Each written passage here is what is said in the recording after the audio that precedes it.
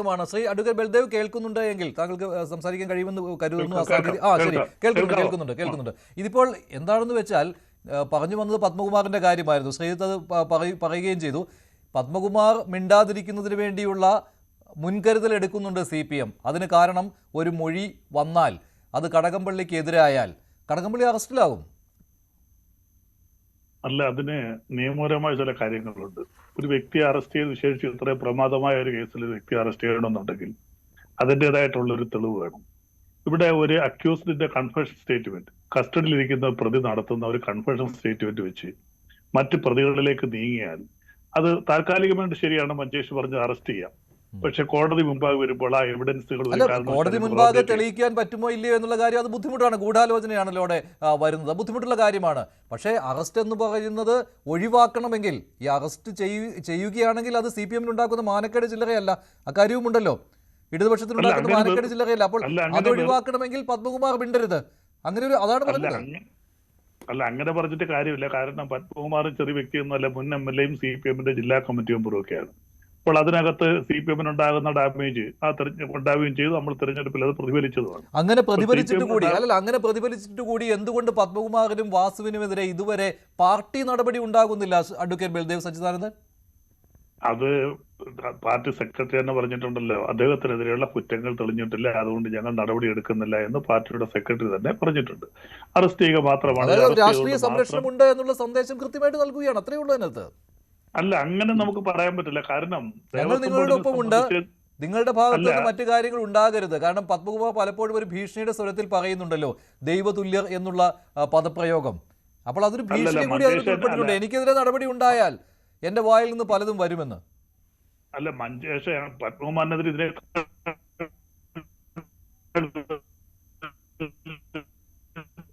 സാങ്കേതിക പ്രശ്നമുണ്ട്, ഞാൻ താങ്കളിലേക്ക് വരാം. ശ്രീ MK ഹരിദാസ്, അങ്ങനെ ഒരു പ്രശ്നം ഇവിടെ ഉണ്ടല്ലോ അല്ലേ? അത് പൊതുജനം സംശയിക്കുന്ന ഒരു കാര്യം തന്നെയാണ്. അതല്ലേ ഈ സ്വർണ്ണക്കൊള്ളയിൽ ഇപ്പോൾ നടക്കുന്ന ഡ്രാമയെന്ന്? എനിക്ക് ഈ ചർച്ചയിൽ ഉരുത്തിരിഞ്ഞു വന്ന ഒന്ന് രണ്ട് കാര്യങ്ങളിൽ വിയോജിപ്പുണ്ട്. സാങ്കേതിക കാരണങ്ങളാൽ കടകംപള്ളി സുരേന്ദ്രനെ അറസ്റ്റ് ചെയ്യാനോ കടകംപള്ളി സുരേന്ദ്രൻ ഇതിൽ ഈ മോഷണത്തിലെ ഈ കൊള്ളയിൽ പങ്കില്ല എന്ന് വരുത്താനോ, കാരണം അവിടെ ദേവസ്വം മന്ത്രിക്ക് ദേവസ്വങ്ങളുടെ ഭരണത്തിലെ കാര്യമായിട്ട് ഇടപെടാൻ എന്തൊരു തെറ്റായിട്ടുള്ള ധാരണയത്. 340 കോടി രൂപ 2021 മുതൽ 2025 വരെ തിരുവിതാംകൂർ ദേവസ്വം ബോർഡിന് 160 കോടി രൂപയാണ് സംസ്ഥാന സർക്കാരിൽ നിന്ന് കൊടുത്തിരിക്കുന്നത്. സംസ്ഥാന സർക്കാരിൽ നിന്ന് കൊടുക്കുക എന്ന് പറഞ്ഞാൽ കേരളത്തിലെ ജനങ്ങളുടെ നികുതി പണം എടുത്തിട്ടാണ് ഈ തിരുവിതാംകൂർ ദേവസ്വം ബോർഡിനായാലും കൊച്ചിൻ ദേവസ്വം ബോർഡിനായാലും മലബാർ ദേവസ്വം ബോർഡിനായാലും കൊടുക്കുന്നത്. അങ്ങനെ ജനങ്ങളുടെ നികുതി പണം ഒരു ദേവസ്വം ബോർഡിന് കൊടുത്തു കഴിഞ്ഞിട്ട് ആ ദേവസ്വം ബോർഡിൽ നടക്കുന്ന കാര്യങ്ങൾക്ക് ആ വകുപ്പ് മന്ത്രിക്ക് യാതൊരുവിധ അധികാരവുമില്ല ഇടപെടാൻ എന്ന് പറയുന്നത് ശുദ്ധ മണ്ടത്തരമാണ്. അത് നമ്മൾ പരസ്പരം നമുക്ക് പറയാമെന്നല്ലാതെ അതിന് ഒരു സാങ്കേതികത്വവുമില്ല. രീതിയിലായി കഴിഞ്ഞു ശ്രീ ഹരിദാസ്, അത് പറഞ്ഞു ഫലിപ്പിക്കുന്ന രീതിയിലായിപ്പോയി. മാത്രമല്ല കോടതിയിൽ നിന്ന് പല ഉത്തരവുകളും ഇതിനകം വന്നിട്ടുണ്ട്, സെപ്റ്റംബർ 2ാമത്തെ ആഴ്ച മുതൽ കേരള ഹൈക്കോടതിയിൽ നിന്ന്. പക്ഷെ അതിലൊന്നും ഈ പറയുന്ന തിരുവിതാംകൂർ ദേവസ്വം ബോർഡ് കടന്ന് മുകളിലേക്ക് ഒരു പരാമർശവും വന്നിട്ടില്ല. അതുകൂടി ഇതിനെ ബലപ്പെടുത്തുകയാണ്. ഒന്നിലും ഒപ്പിടുന്നില്ല ദേവസ്വം മന്ത്രി എന്നൊക്കെ ആ ഒരു വ്യാഖ്യാനമായി കഴിഞ്ഞു CPM ഹാൻഡിലുകളിൽ നിന്ന്, CPM നേതാക്കളിൽ നിന്ന്. അല്ല, ഒപ്പിടുക എന്ന് പറയുന്നത് മാത്രമല്ലല്ലോ ഒരു ദേവസ്വം മന്ത്രിയുടെ ഉത്തരവാദിത്തങ്ങളിലുള്ള കാര്യം. ഒരു മന്ത്രി ഒപ്പിട്ട് കഴിഞ്ഞാൽ മാത്രമേ ഇപ്പൊ ഈ മന്ത്രിമാരെ അടിക്കടി ഇപ്പൊ G. സുധാകരൻ എന്ന് പറയുന്ന മുഴുത്ത കമ്മ്യൂണിസ്റ്റ് ഗുരുവായൂർ അമ്പലത്തിന്റെ കിഴക്കേ നടയിലെ ഗോപുരം വരയ്ക്ക് പോയിട്ട് ഞാൻ അകത്തേക്ക് കയറുന്നില്ല എന്ന് പറഞ്ഞിട്ട് അവിടുത്തെ കാര്യങ്ങൾ അന്വേഷിക്കുന്നത് അദ്ദേഹം അവിടുത്തെ എല്ലാ കാര്യങ്ങളിലും ഒപ്പിട്ടുകൊണ്ടാണോ?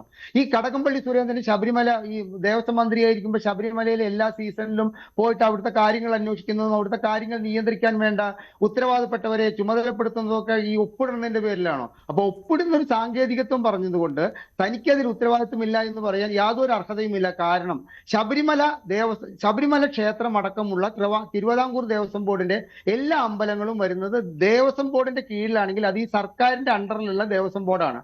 അപ്പൊ സർക്കാരിന്റെ ഉത്തരവാദിത്വം എന്ന് പറഞ്ഞു കഴിഞ്ഞാൽ ആ സമയത്ത് അതാത് കാലങ്ങളിൽ ആരാണോ ഈ ബോർഡിനെ നയിക്കുന്ന മന്ത്രി, ആ മന്ത്രിക്ക് ഉത്തരവാദിത്വമുണ്ട്. ഇനി അടുത്തത് പറയാനുള്ളത്, ഈ കടകംപള്ളി സുരേന്ദ്രനെ ഈ കേസിൽ അറസ്റ്റ് ചെയ്യാൻ പോകുന്നില്ല എന്റെ മഞ്ജൂഷ്. കടകംപള്ളി സുരേന്ദ്രനെ അറസ്റ്റ് ചെയ്ത് കഴിഞ്ഞാൽ ആ അറസ്റ്റിൽ നിൽക്കില്ല. ഇത് കടകംപള്ളി സുരേന്ദ്രനെ ചോദ്യം ചെയ്യാൻ വിളിപ്പിച്ചത് തന്നെ ഹൈക്കോടതി ഈ ഏതോ ഒരു ജാമ്യ കേസ് വന്നപ്പോൾ, അല്ലാണ്ട് ദേവസ്വം ബെഞ്ച് അല്ല ചോദിച്ചത്, ഒരു ജാമ്യവുമായി ബന്ധപ്പെട്ടിട്ടുള്ള ഒരു മുൻകൂർ ജാമ്യത്തിന്റെ കേസ് കേട്ടാന്ന് എന്താണ് ചോദിച്ചത്? എന്തുകൊണ്ട് ഈ 3 പേരിലല്ലാതെ ഈ കേസുകൾ മുൻപോട്ട് പോകുന്നില്ല? പേരെടുത്ത് പറഞ്ഞ് 2-3 ആളുകളെ ചോദ്യം ചെയ്യുന്നില്ല എന്ന് വരെ ചോദിച്ചിട്ടുള്ള ഹൈക്കോടതി അടുത്ത ദിവസങ്ങളിൽ പല കേസുകൾ 11 കേസറ്റ് ചെയ്യണം, 11 ഇന്റർവ്യൂ ഓർഡറുകളൊക്കെ ഹൈക്കോടതിക്ക് ഈ കാര്യത്തിൽ ഇറക്കേണ്ടി വന്നിട്ടുണ്ട്.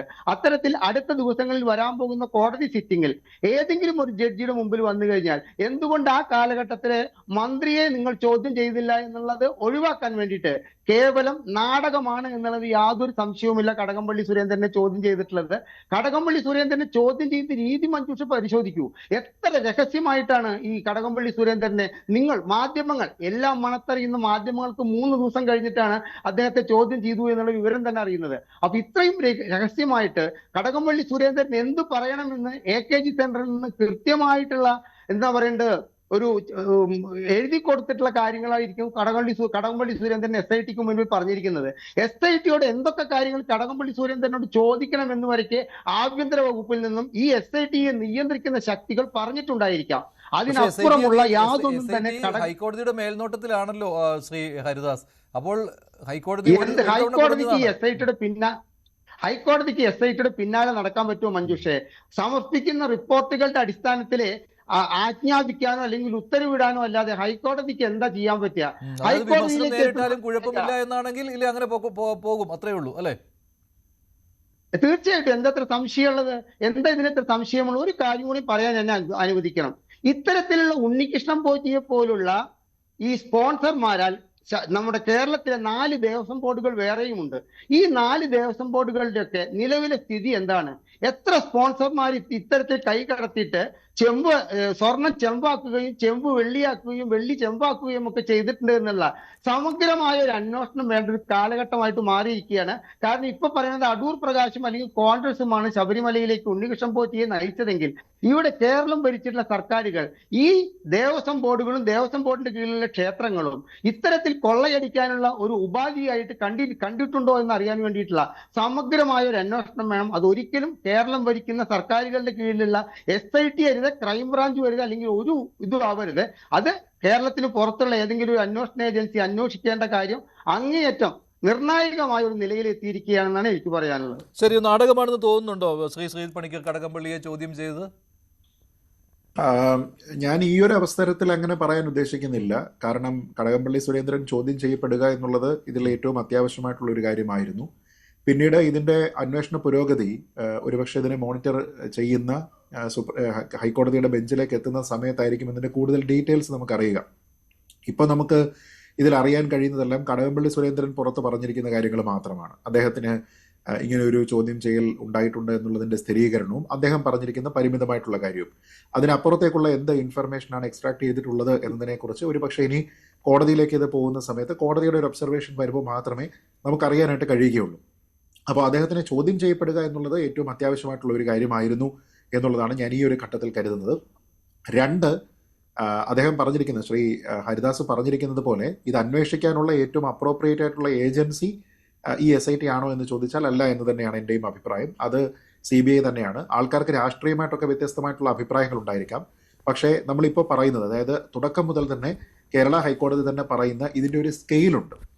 ആ സ്കെയിൽ എന്ന് പറയുന്നത് ഒരു ഇന്റർനാഷണൽ റോബറി, ഒരു തട്ടിപ്പ് എന്ന രീതിയിലാണ് അതിനെ ഹൈക്കോടതി തന്നെ കാണുന്നത്. അത് തന്നെ വലിയ മാനങ്ങളുള്ള സുഭാഷ് കപൂർ മോഡൽ തട്ടിപ്പ് എന്ന് പറയുമ്പോൾ അതിൽ ഒരു ഇന്റർനാഷണൽ പ്ലേയേഴ്സ് ഉണ്ടാകാനുള്ള സാധ്യതയുണ്ട്.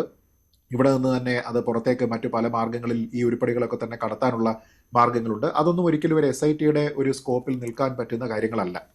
അങ്ങനെയെങ്കിൽ അതിന് ഇന്ത്യയിലെ ഏറ്റവും പ്രീമിയർ ആയിട്ടുള്ള ഇൻവെസ്റ്റിഗേറ്റീവ് ഏജൻസി തന്നെയാണ് അന്വേഷിക്കേണ്ടത്. തന്നെയുമല്ല, അതിൽ നമ്മൾ പറയുമ്പോൾ ഇപ്പോൾ രാഷ്ട്രീയമായിട്ടുള്ള ആരോപണങ്ങളൊക്കെ ഉണ്ട് എങ്കിൽ പോലും പൊളിറ്റിക്കലി കുറച്ചുകൂടി ഇൻഡിപെൻഡൻസ് പറയാൻ പറ്റുന്നതും അതിന് മാത്രമാണ്.